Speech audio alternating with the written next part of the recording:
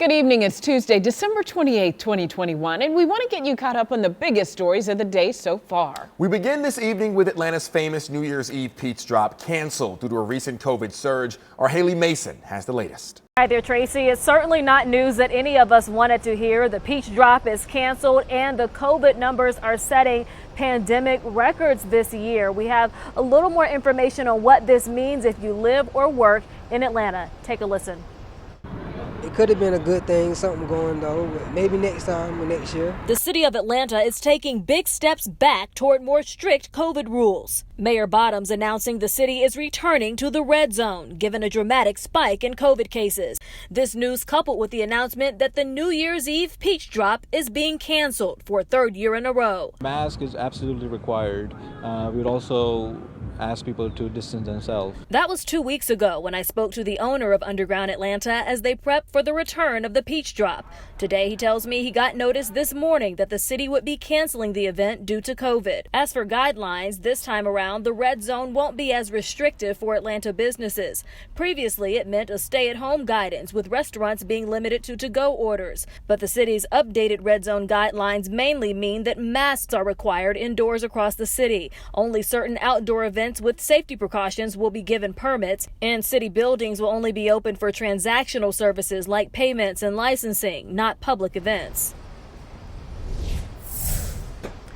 And Mayor Bottoms said in a statement that this was a difficult decision to make, but she asked people to be masked up, to get vaccinated, and to also follow CDC guidelines, as right now Fulton and DeKalb counties are listed by the CDC as having high transmission. Reporting live in downtown Atlanta at Underground Atlanta, Haley Mason, CBS 46 News. Haley, thank you. Hospitals are feeling the post-holiday surge. Since Christmas Eve, Georgia medical centers have seen a 30% increase in COVID patients. Some workers now concerned that new CDC quarantine guidelines could make things even worse. CBS 46's Jamie Kennedy live tonight at the CDC. Jamie?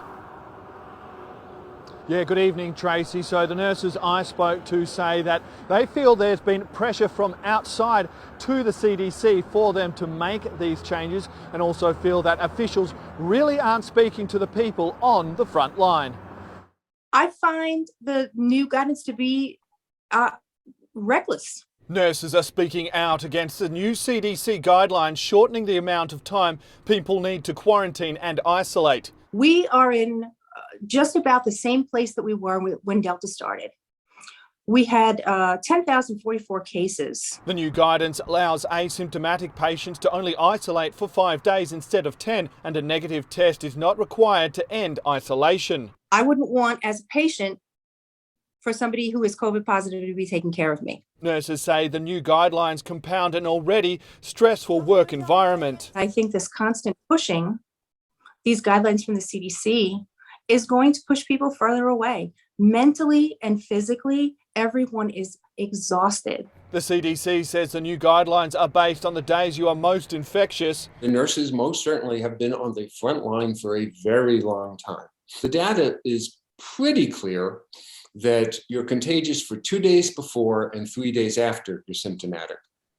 So that if you're going 5 days or 7 days, you should be very low. The American Association of Nurse Practitioners stressing the asymptomatic language is the key. I think the CDC guidelines about being asymptomatic for 5 days, that needs to be taken very, very seriously. With these new guidelines, everyone that I spoke to say if you do show any type of symptoms, please make sure you are still quarantining, and you also need to show a negative test if you have tested positive to come back to any workplace. Live at CDC headquarters, Jamie Kennedy, CBS 46 News. Jamie, thank you. How about a live look now from the Atlanta airport? Thousands are still traveling for the holidays, and the new CDC quarantine guidelines could help airlines keep up with demand.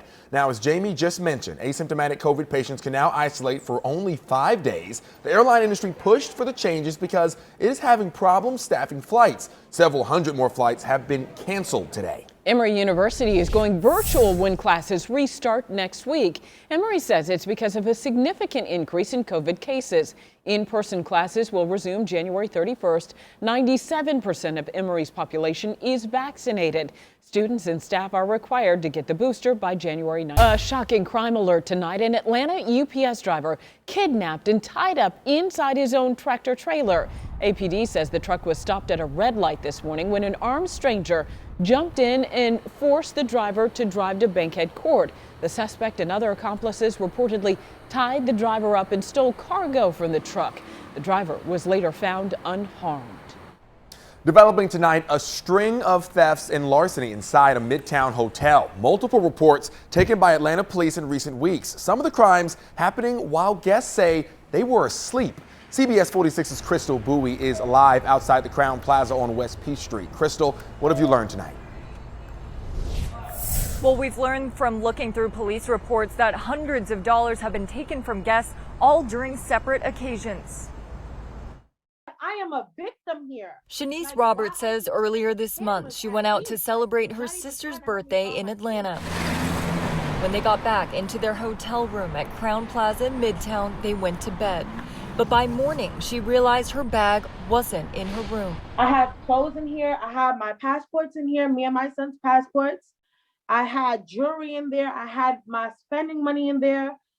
My IDs, my job ID, my credit cards, debit cards. Roberts said she confronted hotel security. I need someone to find my belongings. One thing led to another, and staff later said they found her bag in a different hotel room, but the items were still gone. I'm still in shock. I just can't believe it. Roberts isn't the only one who says she's had things stolen from the hotel. Atlanta police released these 5 recent reports from various larceny and theft incidents. One hotel guest told police he woke up to a man wearing no shirt and a mask. That man ran away, but the guest realized his credit cards were missing. For Roberts, not knowing how all of this happened is still leaving her in fear. We went to the next hotel. I couldn't even sleep. I was up literally all night. All night I was up, scared to death to close my eyes. I can't even sleep here. And this isn't even a hotel room. This is my home, and I'm still scared.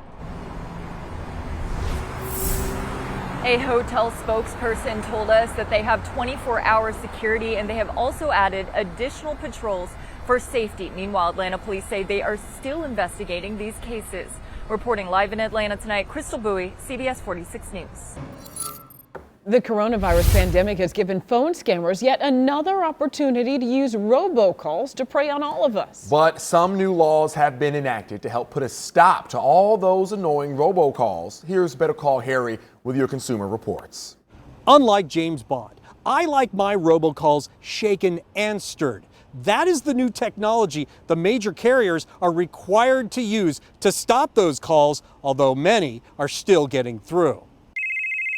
Your phone rings and you don't recognize the number, but you think, maybe it's the call I've been waiting for.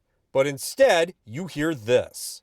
If we don't hear from you, then we will be forced to take legal action against you. Pio Cuevas says he is stressed out from getting so many robocalls. I don't know why these people have my number. While it might not feel like it, Consumer Report says robocalls are on the decline.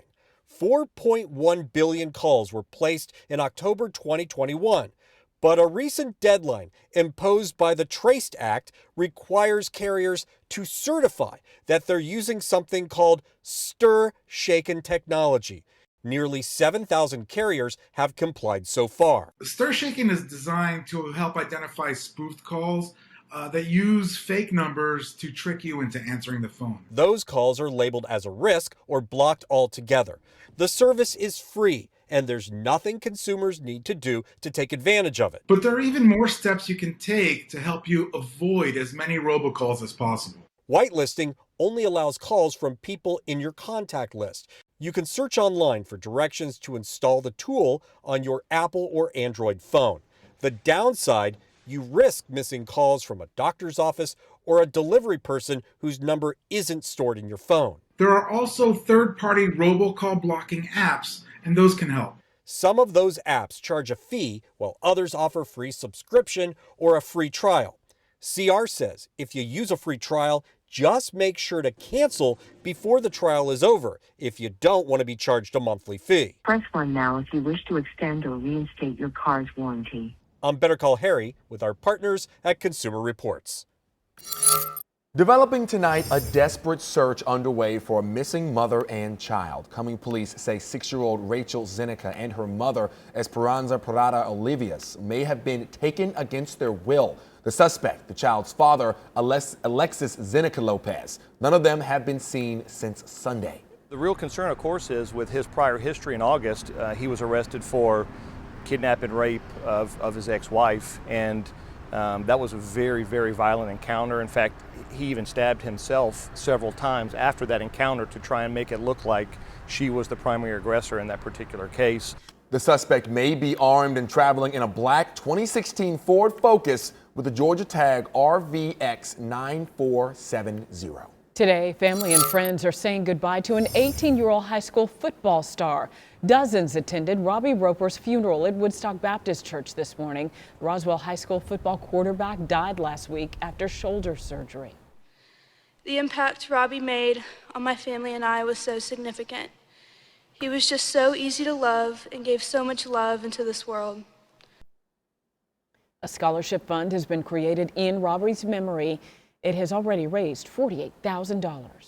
New tonight, an Oconee County man is in custody, accused of killing his mom and stepdad. Peyton Moyer was arrested Tuesday after a short chase. Deputies say they found Ashley Schutz and Benjamin Smith shot to death at a home on Boulder Crest Circle. A motive for the killings is under investigation.